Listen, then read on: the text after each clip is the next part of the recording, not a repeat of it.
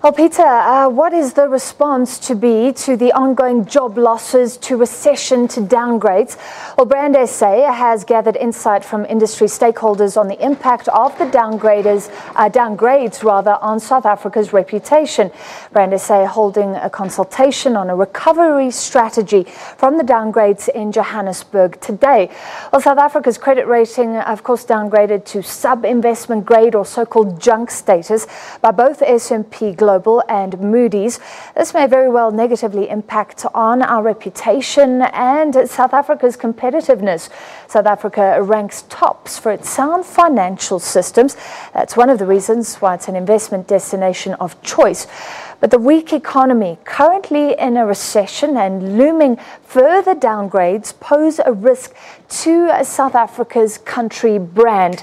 This is what participants had to say about how the country can, in fact, begin to recover. All right, let's get more on this. Peter is standing by with a guest from Brand SA.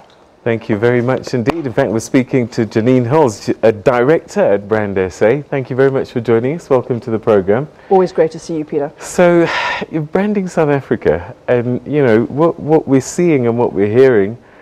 I mean, I don't even know. The list is so long. You've got Gupta leaks. You've got economic growth in recession. You've got job losses.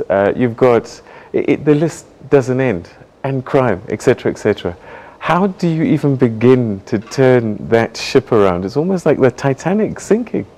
No, and I think that's, I think hence the forum today. And I have to be honest with you, when the forum first started in the morning, I must be very honest, within the first 10 minutes, Peter, I was starting to get rather upset personally. And I thought, should I stay, should I leave? And being on the board of Brand South Africa, you stay the long haul. And I think being a South African, you stay the long haul through the thick and thin.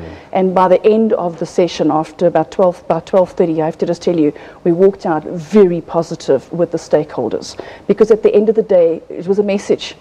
So who are we here? Why are we here? Well, you're here because you're a South African. And every single one of us have got a very, very important role to play.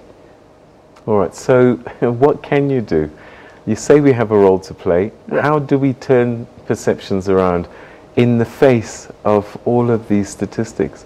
One guy that I respect a long time ago once said, you can't paint trees green during a drought. You know, Peter, it's an interesting thing.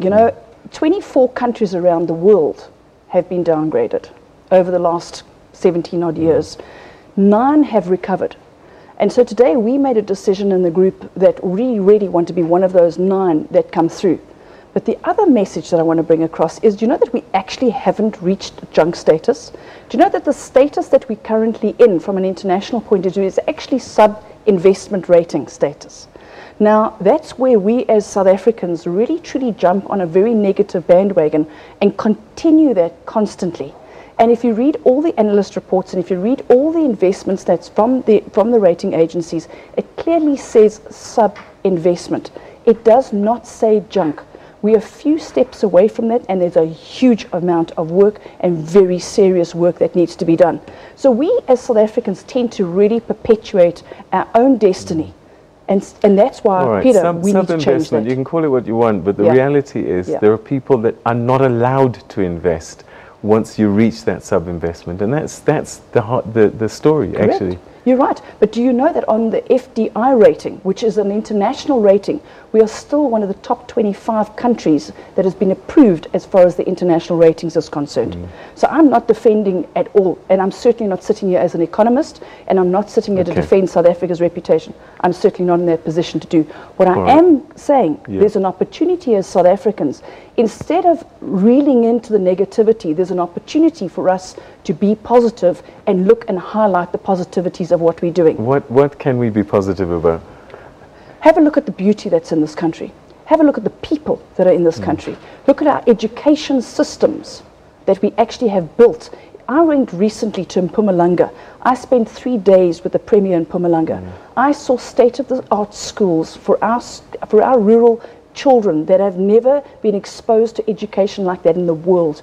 It is unbelievable. Solar systems, full technical systems. There are hubs within our country that is unbelievable. But we tend to focus on the negative. Yes, do we have issues? You're damn right we have issues. Oh, sorry, I shouldn't have said that. We do have issues. But together, as a nation, we need to start working together, Peter, and we can pull ourselves through. Janine, the Statistician General last year said people are poorer now than they were before. I'm so feeling poverty levels are rising. We are reading about a captured state. Yes. The ruling party is divided. Yes. We are seeing so many things that can't be ignored, and are very serious. We're seeing institutions under threat. How do we ignore that and just say, look, there was a school built over there, let's focus on that? Well, today was quite interesting. The people in the room, it was a phenomenal turnout, about 60 guests, and from leading financial infrastructures. And I tell you, they were incredibly powerful. We were really blown away by the support, the language, the tone, the display of we've got to get this right. It was Chatham House rules, as in let's keep the conversation safe and secure. We are not in a position to manage government.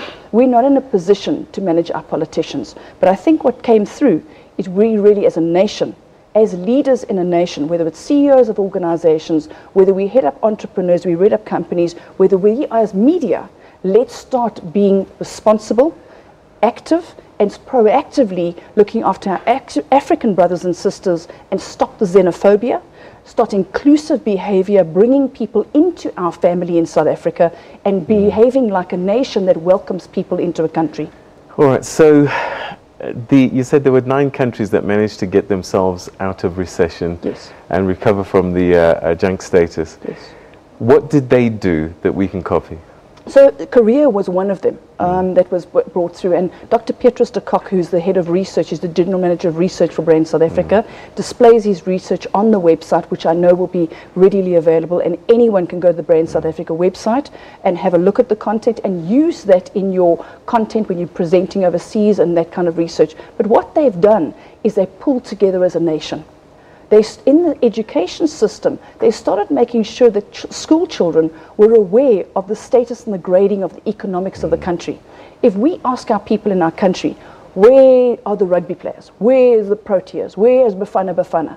People know that. We're a sporting nation. But do we know where we stand from an economics point of view? No, we don't. We need to start taking our economics and our maths a lot more seriously than we've taken it as a nation before. All right, Janine, we're going to have to leave it there, unfortunately. Look, I think all of us want you to succeed, and we'll do our bit to try and change the feeling, because one looks to our leaders for inspiration, and if they're not always there, that becomes the challenge that we face. But certainly we have to jump in there as citizens. Thank you very much indeed for sharing your thoughts with us this evening, and good luck. A privilege, sir.